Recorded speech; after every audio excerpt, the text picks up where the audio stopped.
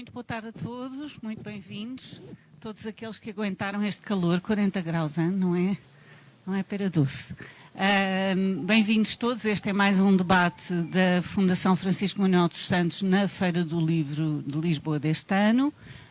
Hoje vamos conversar com os autores de um livro muito especial dentro da coleção Retratos da Fundação, que é uma coleção que se dedica a publicar, sobretudo, reportagens alargadas, muitas delas que já não têm espaço nos jornais. Depois também podemos falar sobre isso, sobre o espaço cada vez mais reduzido que tem a fotografia e a reportagem na imprensa. A coleção dos retratos dá esse espaço aos autores, tratando de diversos temas da sociedade portuguesa e temas da atualidade. No caso da Cidade Suspensa, a Fundação pediu ao fotógrafo Miguel Valde Figueiredo que registasse a cidade de Lisboa durante o estado de emergência e depois, com o resultado desse trabalho, nasceu este retrato especialíssimo ao qual se juntaram os textos, que enfim depois o Bruno definirá como é que os qualifica, mas que são também, digo eu, não sei se ele vai concordar ou não, textos retratos, pequenos flash, anotações de um tempo suspenso numa cidade como nunca a tínhamos visto e provavelmente não voltaremos a ver. Outra particularidade desta edição é que o preço de venda deste livro reverte integralmente para os livreiros. Portanto, é uma ação especial da Fundação Francisco Manuel dos Santos, dentro da sua escala. Estes livros são livros relativamente baratos, de apoio aos livreiros que sofreram muitíssimo com esta pandemia. Para quem não conhece, o Miguel Valde Figueiredo é fotógrafo profissional desde 1986, trabalha nas áreas da fotografia industrial, da engenharia, da arquitetura e editorial. Em 1994 foi cofundador da revista Volta ao Mundo, de que foi responsável pela direção de fotografia até 2004. Fez reportagens em muitos países, já vamos falar sobre isso.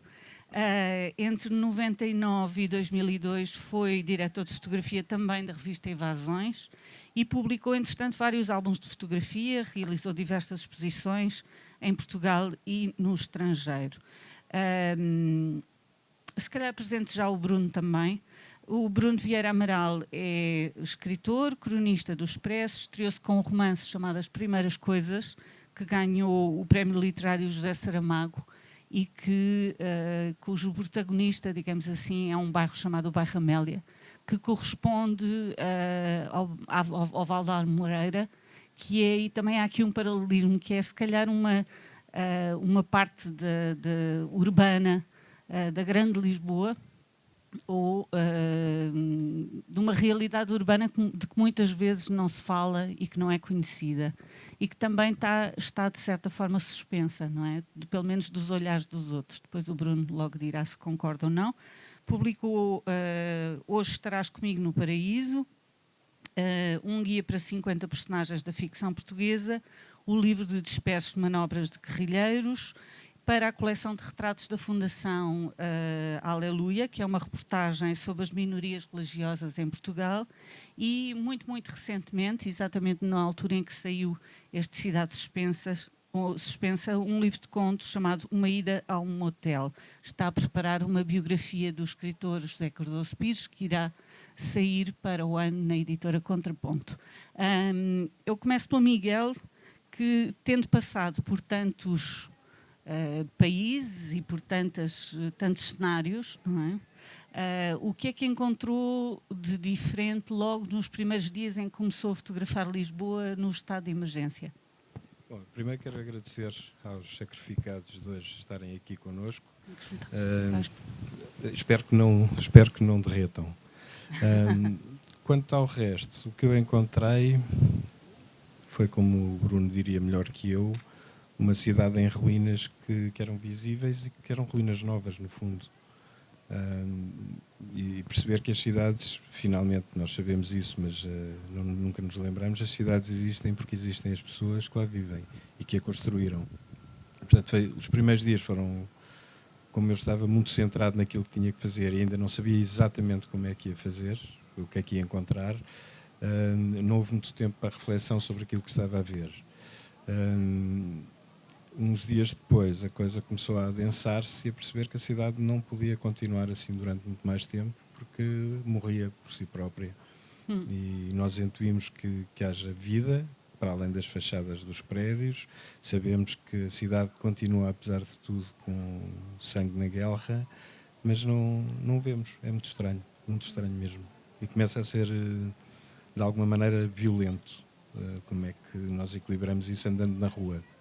E não andava muita gente na rua, de facto. E não havia muita gente na rua. Ao contrário do que muita gente disse, de facto havia pouca gente que trabalhava, algumas pessoas que trabalhavam, alguns mais velhos agora que se chamam idosos, e pouco mais. Alguns curiosos a passear cães, eu nem sabia que havia tantos cães em Lisboa, mas havia, e a cidade estava deserta, de facto, e é muito estranho mesmo. Nunca tinha encontrado um cenário semelhante noutro ponto do globo? Encontrei nas missões jesuíticas na América do Sul, mas que são ruínas. É? Portanto, são visitadas por turistas e pouco mais. Quer dizer, a cidade, no fundo, se não tiver gente, não é uma cidade. E são ruínas depois da catástrofe ou depois da passagem do tempo a ter arruinado, digamos assim. No prefácio fala-se de uma cidade deserta, mas intacta, devastada, com ruínas invisíveis, mas, Bruno, falas também, no prefácio, que é teu, sim, num vazio que se torna muito expressivo e ao mesmo tempo, ou seja, um vazio de que nós não damos conta porque a cidade está habitualmente habitada, que de repente se torna muito expressivo, muito evidente, mas também muito incompreensível, o que é um paradoxo, não é? Boa tarde, muito obrigado pela vossa presença. O vazio convida a que sejamos nós, cada um de nós, a atribuir-lhe um sentido. Será um pouco, eu acho que digo isso no prefácio, será um pouco como o deserto, ou como a vastidão do oceano. São espaços vazios e em que somos tentados a descortinar, a atribuir-lhes um significado. E de repente vimos a cidade, como dizias há pouco, como nunca a tínhamos visto e como nunca a voltaremos a ver, na verdade. Porque mesmo imaginando que daqui a uns tempos seria decretado outro estado de emergência, já não seria a primeira vez. Portanto, e esse olhar inaugural sobre a cidade vazia já não existiria. O que eu acho é que essa sensação de algo que está a acontecer fora do tempo, não é? Porque o livro tem o título de Cidade Suspensa, mas é o tempo também que fica suspenso. Há uma interrupção do cotidiano. E foi instaurado um novo tempo, que nós não sabemos bem se é um tempo, com o que é que podemos comparar esse tempo, o tempo futuro de um futuro de uma distopia, ou um futuro apocalíptico, se é com um passado, mas somos tentados, ou éramos tentados naquela altura, a atribuir-lhe esse significado, à procura de significados para esta cidade sem pessoas. E como dizia o Miguel, a cidade sem pessoas perde o seu sentido. Porque somos nós, com os nossos movimentos diários, que lhe damos um sentido, não é? Os edifícios servem para alguma coisa, as estradas servem para circularmos nelas, os passeios, e de repente, esvaziada essa presença humana, a cidade fica quase como um tabuleiro de xadrez sem peças, não é? Um labirinto, na verdade. Eu creio que se transforma num labirinto e é muito tentador querer procurar atribuir-lhe esse significado, porque ficamos no vazio. Praticamente não há registros da Lisboa anterior ao terremoto de 1755, há um painel no Museu da Arte Antiga, portanto essa cidade anterior, essa Lisboa anterior ao terremoto, nós não a conhecemos. Neste caso, tu optaste por começar os textos com uma expressão naquele tempo, não é? Neste tempo, ao contrário do tempo anterior ao terremoto, a cidade tornou-se testemunha. E quando dizes não tem 100 pessoas, a cidade não existe, mas a cidade existe como testemunha, não é, Miguel? Ou seja, quando nós pensamos, quer dizer, uma árvore está no mesmo sítio, quantas pessoas passaram por baixo dela, quantas histórias se viveram, ela continua lá. Não sei se faz sentido, para mim, quando olhei o livro, pensei muito nisso, no facto de, materialmente, os edifícios, as coisas, serem testemunhas silenciosas de alguma coisa, naquele tempo. Bom, é engraçado isto, porque eu, no fundo, a captura fotográfica que fiz deste tempo foi justamente para ser visto num outro tempo, num tempo futuro. O Bruno parte do registro ao contrário, parte de um futuro qualquer que seja, para falar deste tempo, que era naquele tempo dele. É estranhíssimo. Eu não consigo descodificar exatamente o silêncio da cidade e a ausência de movimento, seja de pessoas, seja o que for. É estranhíssimo, não é suposto. Os registros anteriores históricos, se quiser, da cidade de pré-terremoto, existem mais alguns em Azulejaria, por exemplo, em Salvador da Bahia.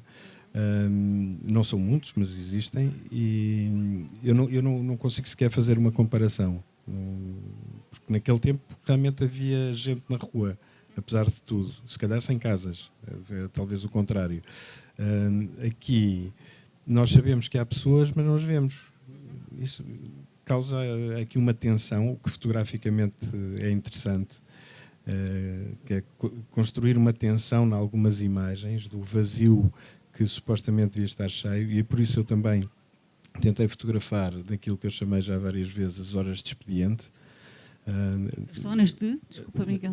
As horas de maior expediente, okay. de expediente normal de trabalho e de visita dos turistas, tudo isso, e não havia nem uma coisa nem outra, não havia nada.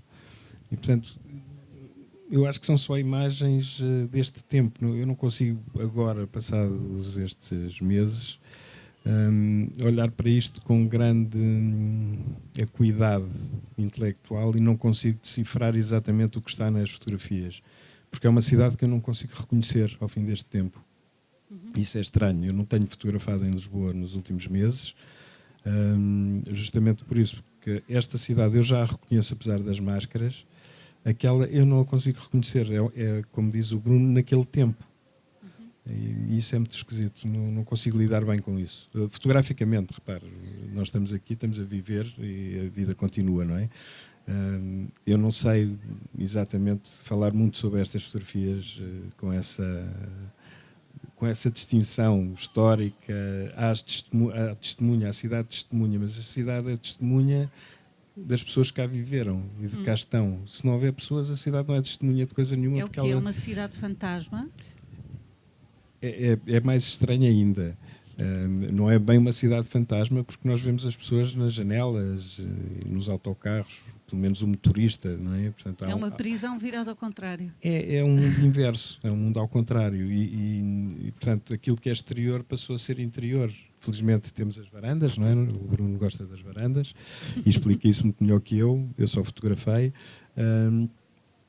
Mas, quer dizer, temos uma cidade que não existe como cidade, como movimento, como vida, como tudo isso, não é? Foi muito estranho, porque realmente eu não vi muita gente na rua e eu corri a cidade praticamente toda e realmente não há muitos testemunhos da cidade toda. Eu não falo fotográficos só, não há testemunhos, as pessoas não andaram pela cidade. Faziam o trajeto, eventualmente de casa a supermercado, supermercado-casa, ou vinham correr para o Parque Eduardo VII, ou outra coisa, mas percursos curtos. Ninguém se deu ao trabalho, ou quase ninguém, de andar pela cidade toda, a olhar para a cidade como ela estava. Eu tentei fazer isso e captar isso fotograficamente, mas passados estes dias, estes meses, eu tenho dificuldade em olhar para as imagens e extrair um significado que não seja aquele tempo extraordinário que eu acho que, como o Bruno diz, não volta, porque nós já estamos habituados, já sabemos como é que havemos de fazer e, portanto, não vamos aceitar um confinamento igual. E quando voltarmos a acontecer uma coisa dessas, a cidade continua a ser uma cidade que nós já sabemos que pode estar vazia, tendo gente lá dentro, não é? É muito estranho. Não lhe sei dizer muito mais do que isto. Bruno, não sei se tu querias comentar. Queria, em relação àquilo que o Miguel dizia, eu queria elogiar o instinto do Miguel, porque ele percebeu que naquele tempo estava a acontecer uma coisa única, inédita, estava a revelar-se uma cidade que não existia até aí e que, como eu disse, creio que não voltará a existir. E creio que a intenção do Miguel foi fazer um documento sobre esse período. Não é? E no livro o essencial são de facto as fotografias, não é? São o bife. Os textos, as legendas são um acompanhamento, são um arroz e umas batatas.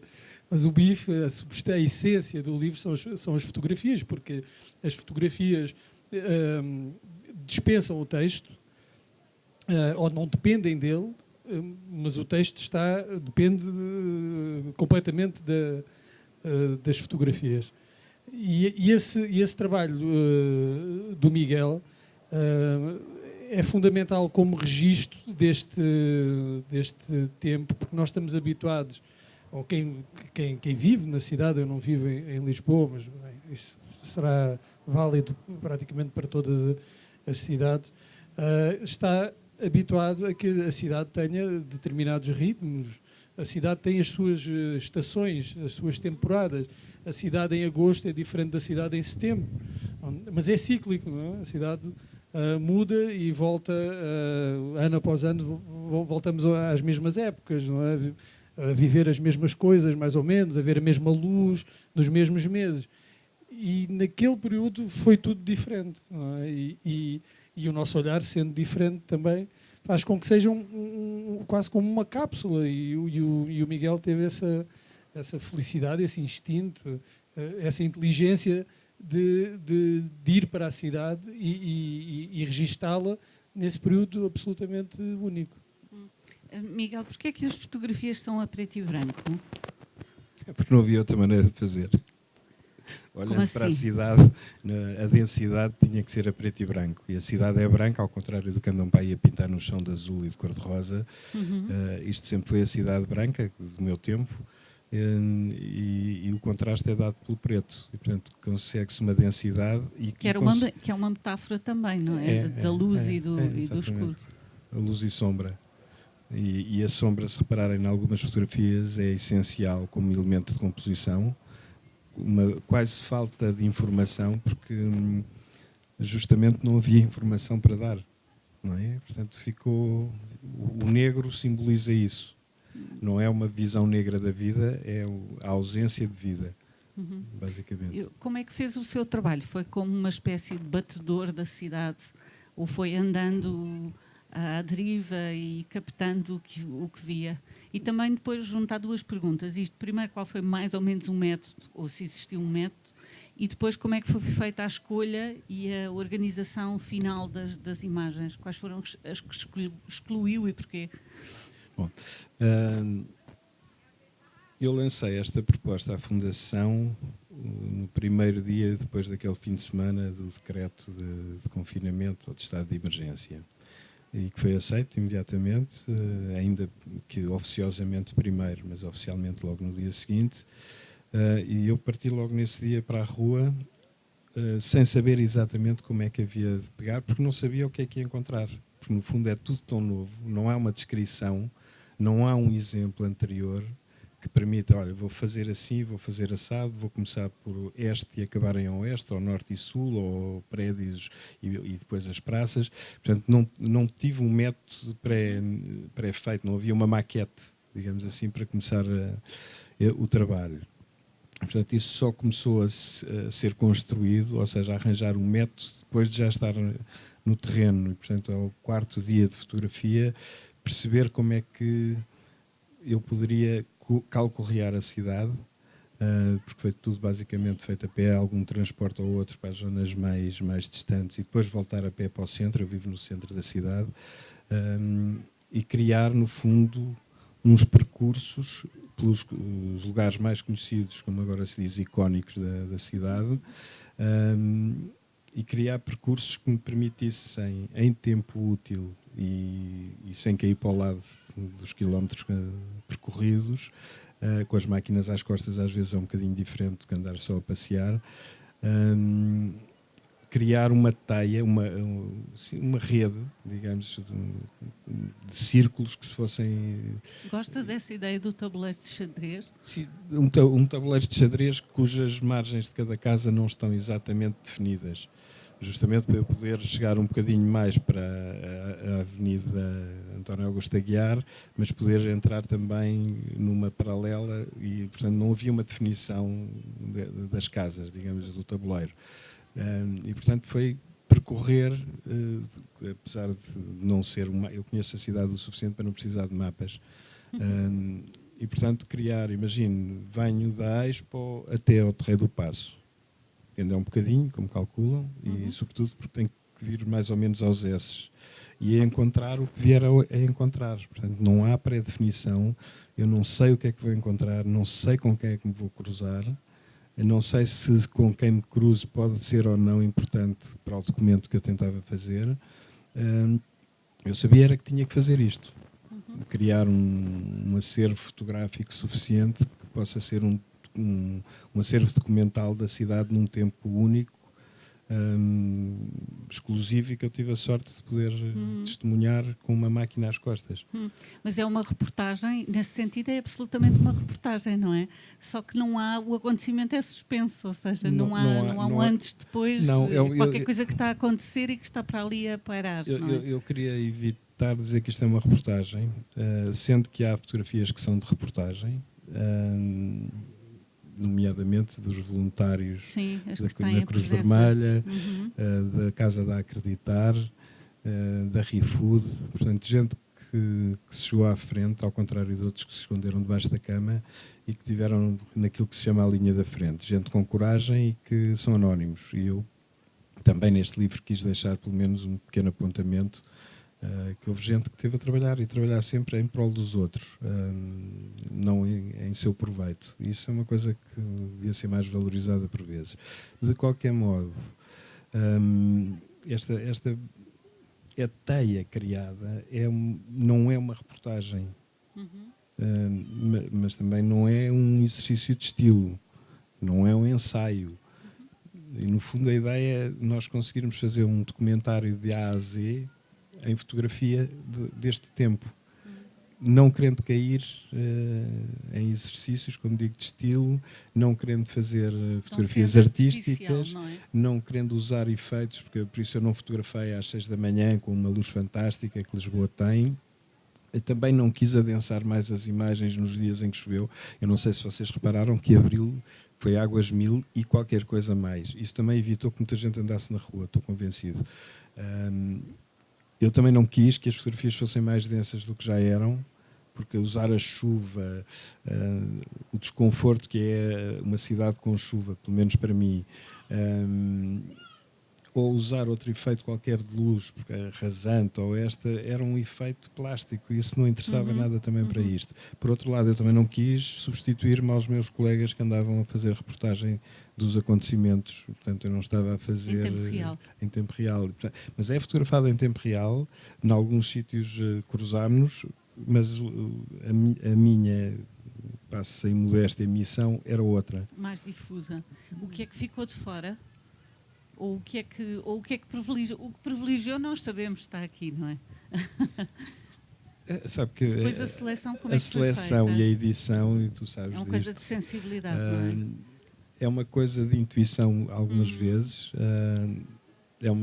Há uma parte que é obviamente intelectual, que é escolher aquelas que não podem deixar de estar, privilegiando-as a outras que se calhar são subsidiárias, mas que não mostram aquilo que nós precisamos mostrar. E depois há algumas que são uns adereços, no fundo, para aumentar a noção do contexto das primeiras e mais importantes imagens. Há detalhes, são detalhes. Mas é uma coisa muito, eu acho que é de intuição momentânea, até porque o livro foi feito em tempo recorde, não tivemos muito tempo sequer para pensar nisso. Eu acho que não ficou mal por causa disso mesmo. Se calhar se pensasse 2 vezes ia atrapalhar a edição. Os textos, aliás, eu aconselho todos a comprarem o livro, é evidente, não é? Para verem as fotografias e verem de facto aquilo de que estamos a falar aqui. Alguns dos textos criados pelo Bruno Vieira Amaral dizem, por exemplo, assim: naquele tempo era impossível distinguir a alegria da tristeza, mas houve quem desenvolvesse a arte simples do sorriso oculto. Ou, naquele tempo não era possível afirmar com toda a certeza de que lado dos muros ficavam as prisões. Ou, naquele tempo voluntários percorriam em passo de corrida as ruas da cidade para que as pedras não se esquecessem dos seus habitantes. Bruno, estes textos, na altura quando falámos, estávamos a pensar como é que se ia fazer o press release e como é que se qualificava isto. E logo à partida excluímos os dois a ideia de textos poéticos, não é? Não são textos poéticos. Agora, este registro é um registro... Diz-me tu, mas parece-me é um registro entre o real e qualquer coisa meio fantástico, não é? Cru e surreal ao mesmo tempo. Sim. E realizante. As fotografias não precisam de, como eu disse, as fotografias não precisavam de um texto que as explicasse, nem eu saberia fazê-los, e também não queria um texto que se sobrepusesse às fotografias. Como eu disse, o fundamental do livro são as fotografias. O que eu quis encontrar foi uma forma de olhar para estas fotografias que fosse minha, que não fosse de mais ninguém. Tentar ver nas fotografias o que só eu podia ver. Não? Acho que para isso é que também me convidaram para escrever, para ver ali naquelas fotografias... fazer uma leitura daquelas fotografias e as legendas, se temos que lhe dar um nome para simplificar, correspondem a essa leitura que eu diria irrealizante das fotografias, desde logo porque assume uma perspectiva de futuro, de estar a olhar para estas fotografias posteriormente e olhar e dizer naquele tempo. Porque é naquele tempo, voltando à questão central, que é de um tempo único, inédito e irrepetível, tinha essas características que, quanto a mim, tornam naturalmente irreal aquela situação e as fotografias que a retratam.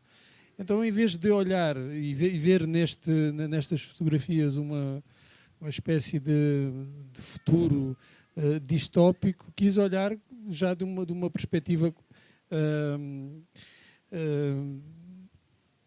não é confortável, mas à distância, segura, não é? Olhar e ver, isto já aconteceu há muito tempo, apesar de ainda estarmos em certa medida a viver esse tempo.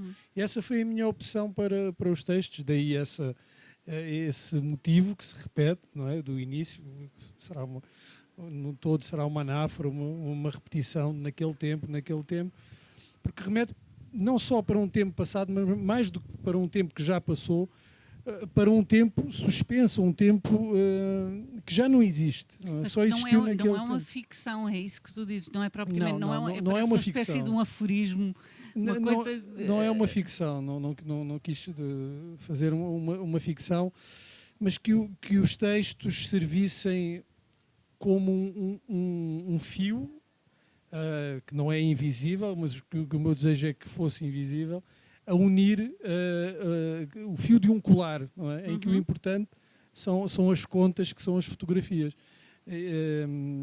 Se eu pudesse, queria que os textos tivessem esse dom da invisibilidade, quase que não se notassem, mas que servissem para unir as fotografias do Miguel numa leitura que é minha, não é? Não corresponde. Nós falámos, quando me convidaram para escrever os textos, nós falámos e eu expus as minhas ideias ao Miguel, porque para mim era muito importante respeitar o trabalho do Miguel, não é? A visão do Miguel, e que estávamos aqui em sintonia, que ele percebesse qual é que era a minha ideia e também, se não lhe agradasse alguma coisa, dissesse, porque era importante para mim preservar a integridade da visão do Miguel e não permitir que os textos de alguma forma a corrompessem ou não... Sobrepusessem, não? Para mim havia esses dois objetivos fundamentais. Por um lado, não ser redundante, não estar a dizer aquilo que as fotografias dizem, e dirão coisas diferentes a leitores diferentes, e por outro, não sobrepor, não carregar com demasiado texto para desviar a atenção daquilo que é essencial, ainda que obviamente o formato do livro não favoreça as fotografias. Eu via as fotografias no computador. Porque não é, porque são pequenas, não é? Perde-se, claro, que se perde muito, mesmo vistas no computador, permitem outras leituras que este formato não mas permite. Isso até, desculpa interromper, mas até é interessante porque obriga o leitor a aproximar-se e a ver Sim, de outra maneira, não é? Sim, diz, desculpa. Essa vantagem. Não, é dizer que o meu objetivo, como disse, mesmo que as fotografias, e eu espero que o Miguel depois tenha a oportunidade de as expor, não é? Acho que isso será bom para o Miguel e bom para todos os leitores do livro e para quem queira conhecer esta visão da cidade suspensa. E eu não queria que os textos se tornassem um fim em si, não é? Que tivessem uma ligação às fotografias, mas ao mesmo tempo que essa ligação não se sobrepusesse, não é? Estivessem ali quase que discretos, pairando sobre as fotografias. Okay. Vou-vos pedir um exercício ainda mais difícil, porque é à distância, não é? Mas para quem não viu, pelo menos mostrar um bocadinho. Poderão ver com mais cuidado depois. Deixa-me aqui só dizer uma coisa, que é, há pouco, quando se falou da edição, eu devia ter dito, mas não quis entrar em questões técnicas, era assim, conhecendo o tamanho e o formato do livro, é evidente que a escolha das fotografias também obedecia a essa própria limitação, enfim, essa característica desta publicação. É uma nota... Nestas duas páginas que mostram... um café com uma esplanada sem ninguém, o espaço exterior e o espaço interior do que talvez seja que é uma cafetaria, uma biblioteca, um restaurante também. E a legenda é a seguinte: naquele tempo fecharam o comércio e esconderam-se nos abrigos como se uma terrível tempestade se aproximasse. A ameaça de tempestade era a tempestade. Neste lugar, à hora exata da fotografia, não se fez um negócio. Os amantes não deram o primeiro passo no trilho da desilusão. Ninguém viu o estranho que costumava sentar-se na cadeira junto à janela. Foi assim por todo o lado. A grande história da pandemia é de tudo o que não aconteceu. Antes de passarmos às perguntas, eu escolhi este texto. Creio que este livro é feito de uma sensibilidade muito, muito particular de quem registrou as imagens, depois de quem fez a tal anotação pessoal sobre as imagens, mas na verdade o que se registra aqui é qualquer coisa que não existe, que deixou de existir, não é? Isso é que é verdadeiramente original. E é o tempo perdido, não é? Nessa legenda, está para mim o essencial deste tempo é de tudo aquilo que não aconteceu, de tudo aquilo que se perdeu nesta altura. Penso muito, sobretudo nas crianças, para quem 5 meses, 6 meses é uma eternidade. Nós já estamos muito habituados à rotina, quer dizer, a repetição dos dias, de fazer as mesmas coisas. Mas para uma criança, um mês são 10 anos, não é? Podem ser. E de repente confinados, sem possibilidade de descobrir coisas novas, a não ser esta nova condição durante aquele tempo, creio que se perdeu muito, não é? Mas também nós, adultos, também perdemos muito com isto.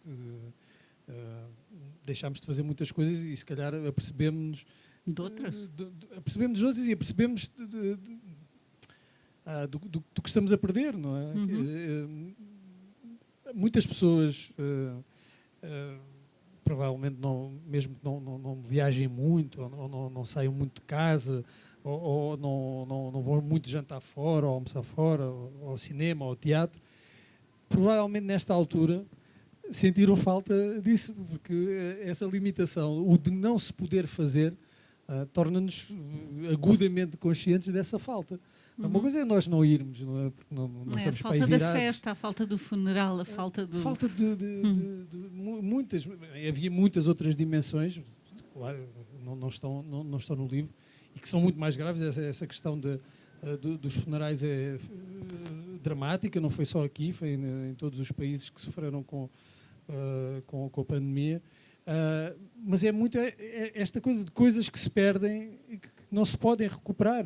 Se nós pensarmos nas pessoas que não puderam estar junto dos seus familiares, quando estes estavam doentes, quando estes morreram, nem depois de ter um funeral normal, os custos, o peso de tudo isso, o peso emocional, os custos psicológicos, tudo isso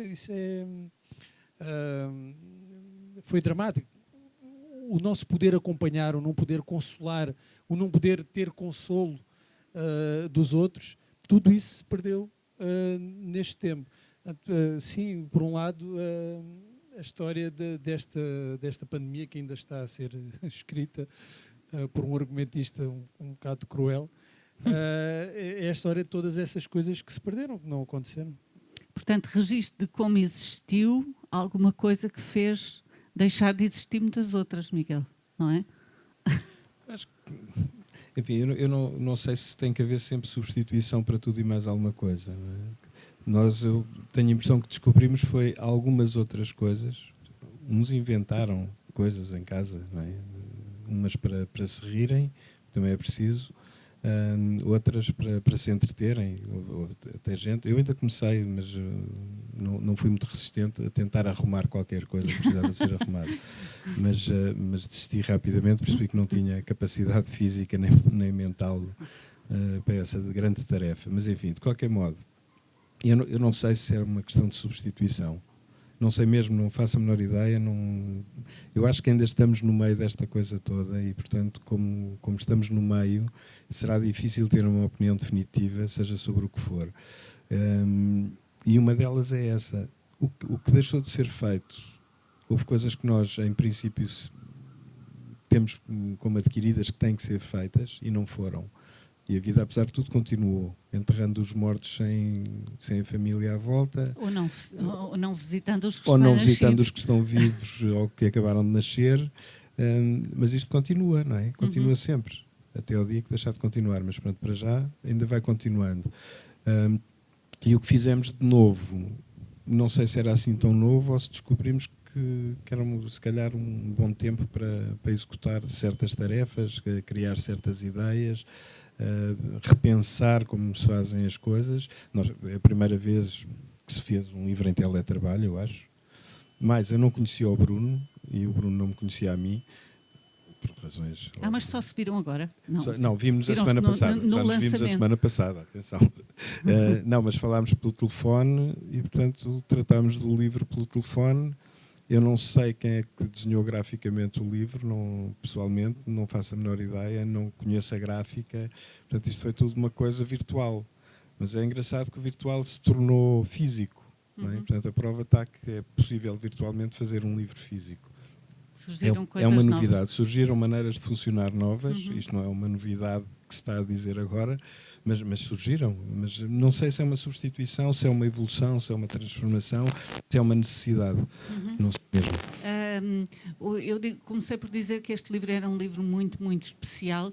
Acho que também é porque todas as pessoas e todos os leitores, ou cada leitor, terá um registro de sensibilidade da forma como o absorve, como apreende as fotografias e os textos. Perguntas, comentários, os autores estão à vossa disposição.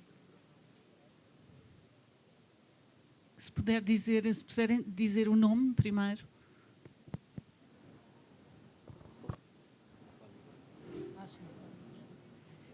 Eu chamo-me Ana Margarida Barros, sou amiga há muitos anos, não posso dizer quantos, do Miguel. E, antes de mais, queria dar os parabéns à Fundação e aos autores pelo livro extraordinário que publicaram. Tenho aqui uma observação e uma pergunta. A observação é o seguinte: eu, quando li, e o Miguel sabe isto porque eu telefonei na altura e disse-lhe, quando comprei o livro, fiz um exercício que faço sempre.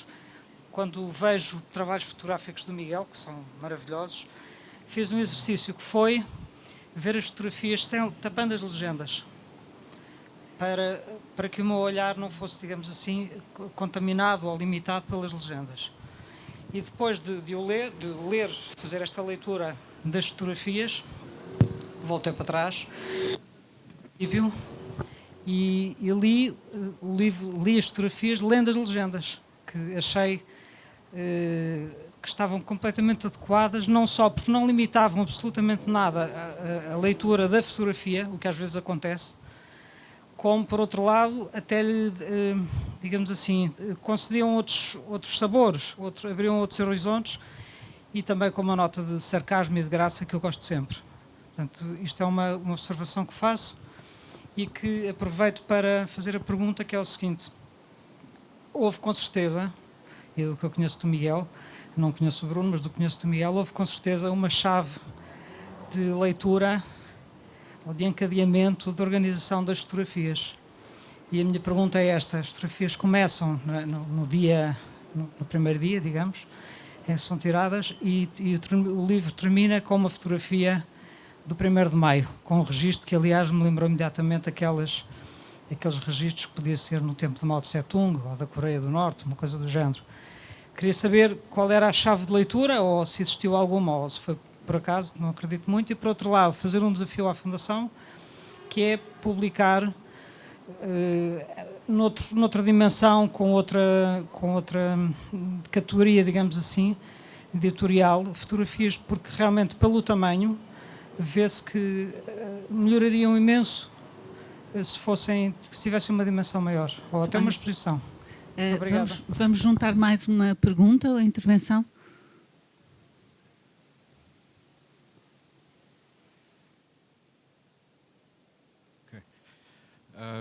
José Teixeira, a primeira coisa era repetir o que foi dito.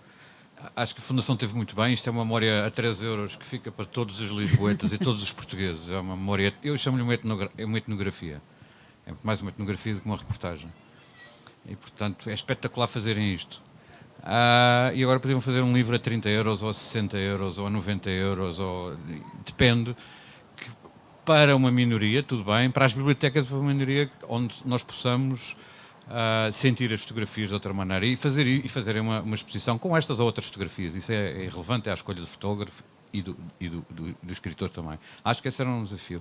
E tenho um comentário, um lamento e um comentário. O lamento era, como sendo amigo do Miguel, ele foi mostrando ao longo do tempo. Eu estava refugiado, fui daqueles que fugi, fora de Lisboa. E ele ia mandando algumas fotografias e eu sonhava, como todos, mesmo velhos temos sonhos, ser o caddy dele, não é? Portanto, andar com os tacos pela cidade, à chuva, se preciso, porque realmente deve ter sido uma experiência extraordinária. Mas há algo, seja no que o Miguel diz, seja no que o texto de Bruno Vieira Amaral diz, que a mim me faz, e esse é o comentário, as ruínas, parece que falta qualquer coisa. O que nós acabámos de fazer foi, grosso modo, o povo de Lisboa, de Fernão Lopes, nós é que nos fechámos. Fomos nós que nos fechámos. E pediram-nos depois, mandaram-nos depois fechar, fomos nós que nos fechámos. É uma conquista extraordinária. E portanto continuamos a fazer. E há esta sensação mortiça que o Miguel transmite ferozmente com o seu preto e branco. A minha filha, que tem 17 anos e que o conhece há muitos anos, dizia que horror, ele carrega muito no preto e branco, isto fica muito pesado. Portanto, percebendo isso, mas de certa forma ecoando um pouco a perspectiva que é lá de casa. Nós fizemos uma grande coisa, cheia de cores, que foi fecharmos-nos em casa. E pronto, é uma visão diferente da que o Miguel e do que o Bruno Vieira Amaral. É só isso. Obrigado. Vamos juntar-se, só há espaço para mais uma pergunta e depois para as respostas. Não sei se alguém mais quer intervir. Não? Então? Bom, então para a Ana Margarida, com um beijinho, vai a tentativa de resposta. Há uma chave na parte editorial, o resto do trabalho é uma chave diferente. Mas na questão editorial do livro há uma chave, de facto, que é começar no fim e acabar no princípio. Como tu sabes, eu falo sempre ao contrário. Ou seja, realmente era preciso fazer um marco da abertura do livro e por isso é que é a primeira fotografia feita no dia 23, penso eu, dia 23 de março. Portanto, tínhamos acabado de entrar em confinamento oficial. Como o José Teixeira disse, nós já estávamos em casa. Eu, pelo menos, estava e acho que estávamos quase todos. E a leitura que se faz a seguir é, como eu dizia há pouco, um bocadinho de intuição, um bocadinho de encadeamento gráfico, fotográfico, perceber que mancha é que pode entrar a seguir a outra. Enfim, isto é um trabalho quase técnico e de alguns anos de experiência, e acaba com a chave acaba com duas voltas. Uma é o sentido que nós somos gregários, pelo menos a ideia antiga era que o homem era um animal de gregário, não é? E, portanto, aquele conjunto de pessoas numa coreografia muito bem treinada para a televisão e para a fotografia, que resulta lindamente, diga-se passagem, foi justamente o simbólico de nós podermos estar todos juntos de uma maneira diferente. Além do mais, o confinamento oficial acabaria a 2 de maio e, portanto, acabar a dia 1 nas fotografias do livro era suficiente. Não tem nenhuma chave escondida, não é uma coisa críptica, não é uma coisa que não se possa... Eu acho que se percebe lindamente o seguimento das fotografias, que não é um seguimento cronológico, nem tinha que ser, porque, como diria o Bruno, naquele tempo eram aqueles dias todos. Portanto, não era preciso... Era plano. E, portanto, tanto fazia ser no dia 31 como ser no dia 2, tirando que a fotografia do 1º de maio só podia ser naquele dia, como a fotografia de Sexta-feira Santa ou do Domingo de Páscoa na Sé, da Sé vazia de fiéis, também só podia ser feita naquele dia. No fundo, são aí onde se toca nas reportagens, na fotografia de reportagem. Mas não há nada que seja mais estranho que isto, é um pouco o alinhamento fotográfico que me pareceu adequado a este formato, a este livro.